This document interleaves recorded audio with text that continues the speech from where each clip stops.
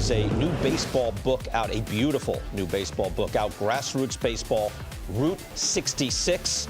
Jim Thome wrote a piece for it. Jeff Idelson, former president of the Baseball Hall of Fame and Museum, wrote the preface. Photographer Jean Fruth put it together, was the photographer for the book. It's a beautiful, it's a coffee table sized book, as well as a huge thick book on baseball, Americana, and it is beautiful. Jeff Idelson, Jean Fruth, welcome. Great to have you guys back on the show. Oh, it's so great to be here. Thanks. And Thanks, Brian. And Jim is part of Route 66 baseball as well. Can we explain like Route 66 to a generation that maybe wasn't aware of the song or the mythic proportions of the road? Of course, Bobby Troop made it famous through song, of course, Brian, but Route 66 dates back to 1926. It was the first federal highway connecting Chicago to the west coast of Santa Monica, traverses through 8 states, and there's baseball all throughout and along Route 66 in the heartland of America. And you drove the length of it, right? You went you did Route 66. 2,448 miles in each direction, yes. All right, and there's still a lot of baseball along the road? There's that much? Baseball is alive and well along Route 66, and that's the point of the book. Grassroots Baseball, Route 66. There's so much amateur baseball all along the route, and it's highlighted in our book. And where did you grow up, Jimmy? Where were you? I grew up in Peoria. Yeah, right. I grew up a Cub fan. And when you look at the pictures of the book, they're just beautiful. I mean, it reminds me of a kid growing up in the Midwest, now getting an opportunity to travel with my son across the Midwest. It gives me chills because it brings back memories as a kid, now also watching my son play. So you did a wonderful job with it. Oh, yeah. Let's take a tour now. We'll go through and take a look at some pictures here. We'll go by it first. Jim, let's look at Wrigley Field. We'll open up there, and you guys can talk about the pictures that we see as soon as we put them up there. You went to Wrigley Field as a kid. This is where you started, Jim, right? I did. Dad, we would get in the car, and I'll never forget the trip. We were on Lakeshore Drive, and I kept asking my dad, are we going to get a chance to see Kingman? Dave Kingman was my favorite player. Really? And got to the ballpark. You know, obviously a kid. I wanted his autograph. Next thing you know, I'm in the dugout. Barry Foote brings me out of the dugout. And, yeah, I mean, it just brings back memories. Wrigley Field, Channel 9, WGN. It's what I lived as a kid. What is it like shooting Wrigley Field then to get, there's so many possibilities, right? Oh, it's you know, one of the most favorite shoots I had was the 2016 World Series and documenting that time and all those great games. Every time I go to Wrigley Field, there's new pictures to be had. So, you know, Route 66 starts in downtown Chicago, so what a great place to start is Wrigley Field to start our journey along Route 66. Now, this is in the parade then, I take it, right? This is Yep, an obvious that's the question, parade. but yes, right. So you were in the midst of all that. What did you see what it revealed to you that maybe you weren't expecting as you go back into Wrigley Field? Anything at all? You know, it's just the fans around Wrigley Field, you know, and how important baseball is, really all throughout the Midwest. But they love their baseball. They're so loyal to their teams. And there's no better place than Wrigley Field for loyal fans. Right, it's in a neighborhood. It feels a little different when it's in a neighborhood and not like just surrounded by parking lots Certainly. and everything else. So we'll go right to the end here. Next up, we have George Brett, right? We have George Brett up next. Where do we have George Brett? Oh, we have George Brett here because he grew up in El Segundo, which is just by Santa Monica, where Route 66 ends. He grew up going to Dodger games, and you know, he's at the old stadium. Then they went to Chavez Ravine, and he'd sit out in the center field bleachers with his 3 brothers, John, Bobby, and Kemmer. And they'd be sitting there watching the Dodger games, just big fans, and they'd go when the Giants would come in, and they'd be yelling at Willie Mays, "Willie, throw us a ball, throw us a ball." And then George still says to me, "I still can't believe I'm in the Hall of Fame with Willie Mays." Wow, wow. So, you know, what was it like taking shots at Chavez? Again, it's a gorgeous vista. Where did you choose to take your shots? George Brett wrote like such a wonderful essay to accompany, you know, it goes through 8 states, Route 66, and it ends in California, ends in Santa Monica. So George Brett tells these incredible stories of what it's like growing up, playing baseball in his early years along Route 66 and all the memories for the Rose Bowl and, of course, Dodger Stadium. And you know, and the history of Dodger Stadium, that's what I feel when I'm at Dodger Stadium. The color of the seats, the palm trees. Baseball looks different in different places, and when you go from Wrigley Field and you're in Dodger Stadium, you know you're in Dodger Stadium. It screams California, and so thanks to George, we have a wonderful essay that accompanies the pictures. All right, so we've gone from Chicago to Los Angeles. How about somewhere in the middle then? Mickey Mantle, right? Commerce. We're in Oklahoma now. What was that shoot like? Do you want to start? Well, it was really exciting because, you know, I grew up a huge Mickey Mantle fan, as we all did probably, and here we have Gene captured beautifully his home and the barn and the family, the entire team there. That's where he grew up. That's where Mickey Mantle grew up there. That is. Okay. And what's the great story about Mickey Mantle, Brian, is that barn to the right, he would stand in front of it. And his dad, Mutt, was a lead and zinc miner, and he'd come home from mining, and he really wanted Mickey to become a switch hitter. So he would throw to him right-handed, and then Mickey's grandfather would come out and throw to him left-handed, so he learned to switch hit. And on the side of that house, Brian, is one window. And if you hit it below the window, it was a single, above the window was a double, on the roof was a triple, and over was a home run. And as Mickey used to say, I was the only kid in Commerce who was allowed to break a window and it would be okay.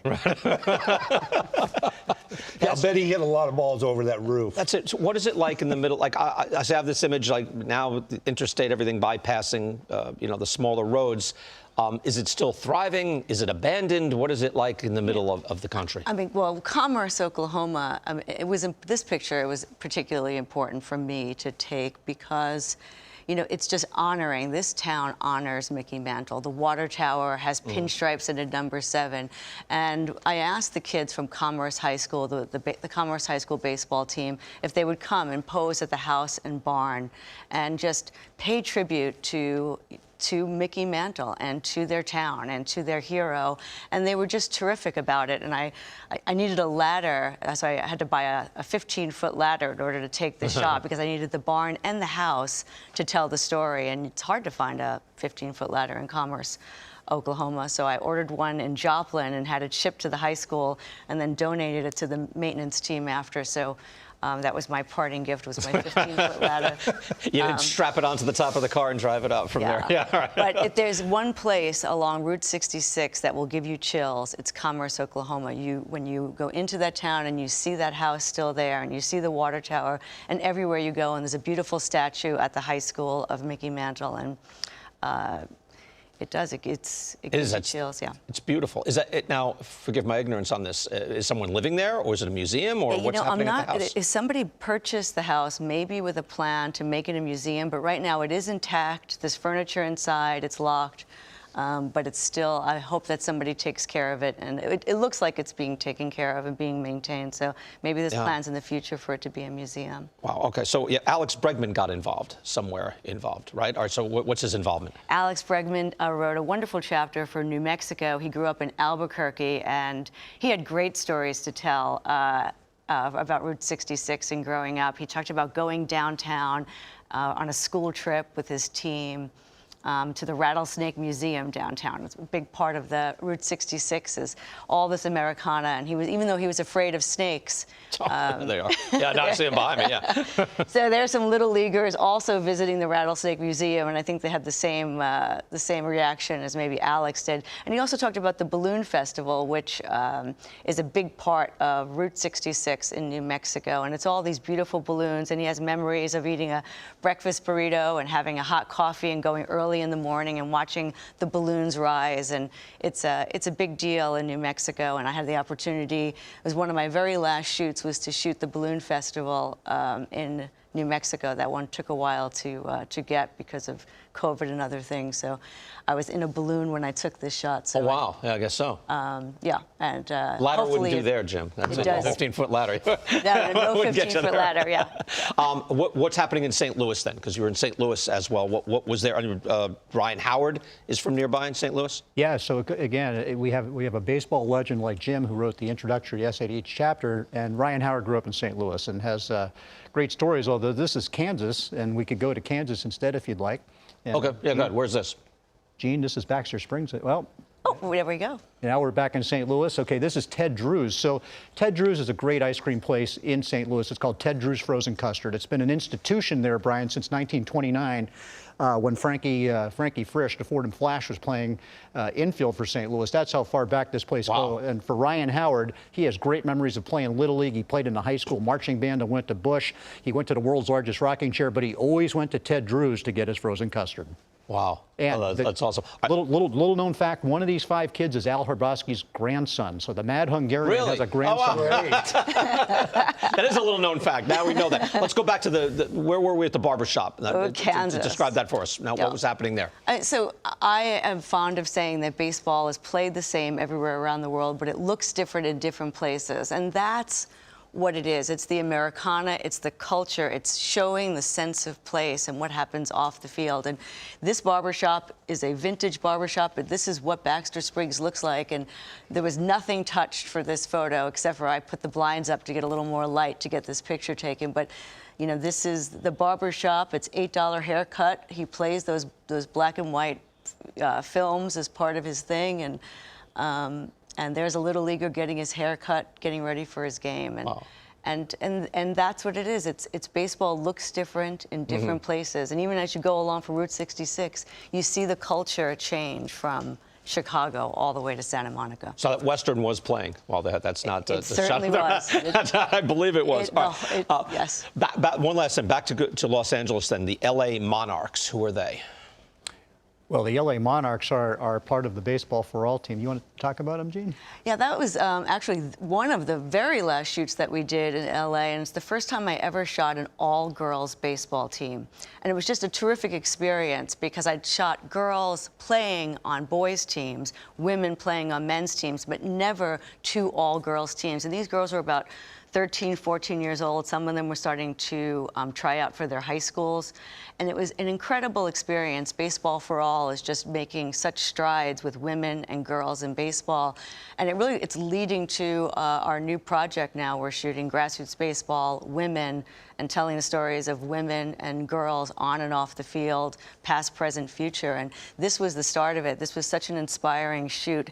The sportsmanship of these girls playing with other girls playing the game as opposed to playing on a boys' team really inspired me to do more of it. So I thank all of these girls with the LA Monarchs for my next project. That's wonderful. One quick thing, just I know, and you wrote in the preface, Jeff, I know you're trying to get more grassroots baseball going because, as you point out, like there's travel teams, there's active, the super kids are playing, your son is playing. If they're funded, they're playing. But how do we get baseball out? I know that's a big part of your drive, is to get baseball out to just all kids, no matter how much money they have, how comfortable they are, how rich, poor, anything else. How do you get that done? Right, and that's what Grassroots Baseball's mission is to promote the amateur game around the globe and to give back in underprivileged communities to help grow that game. And, you know, travel ball is alive and well, but there are kids who don't have that opportunity. So we went into many, many markets along Route 66 to introduce the game. Jim did a clinic with us in Peoria that was great. We worked with Trevor Hoffman, George Brett, Ozzie Smith, all the way at Johnny Bench, all the way across Route 66.